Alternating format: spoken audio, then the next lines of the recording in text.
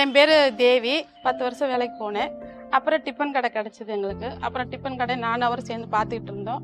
எங்கள் வீட்டுக்கார் பேர் வந்து சீனிவாசன். அப்புறம் 12 வருஷம் முடிஞ்சு அப்புறம் ஒரு ட்ரீட்மெண்ட் பண்ணணும். அப்புறம் 2 பாப்பா கிடைச்சாங்க.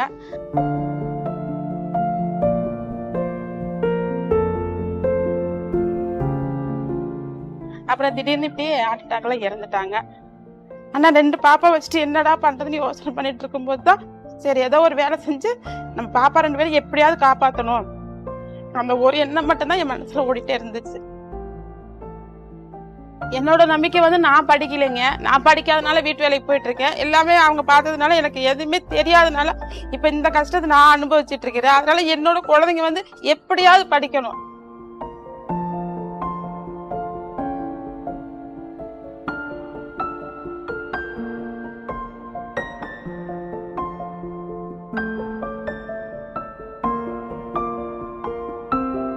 அவங்களுக்கு என்ன தேவைகளோ அதை மட்டும் பண்ணணும்னு நினைக்கிறேன் நான். அவ்வளவுதான்.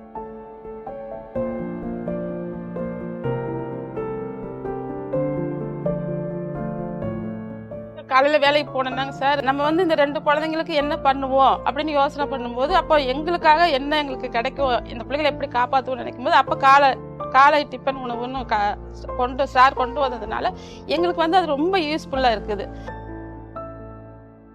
அந்த பிள்ளைங்களுக்கு வந்து பசிங்கிறது கவலை இல்லாம நம்ம இங்க வீட்டுல கிடைக்கலையே, நம்ம அங்கேயும் போய் பட்டினியா இருக்கணுமே அப்படி அந்த எண்ணம் இல்லாம அவங்க அங்க சாப்பிட்டுக்கிறதுனால அவங்களுக்கும் மனசு திருப்தி கிடைக்குது. பார்க்கும்போது எங்களுக்கு மனசுக்கு நிறைவா இருக்குது.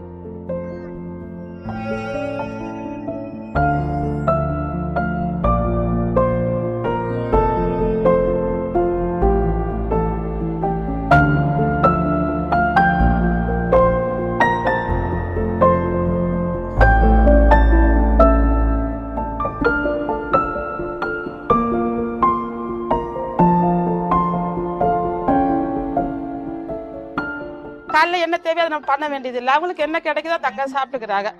மத்தியானம் என்ன இருக்குதோ அதை சாப்பிட்டுக்கிறாங்க. அதனால நம்மளுக்கு அந்த செஞ்சு கொடுக்கணுங்கிற அந்த இது இல்லாம நம்ம நிம்மதியா இருக்க முடியுதுங்க சார்.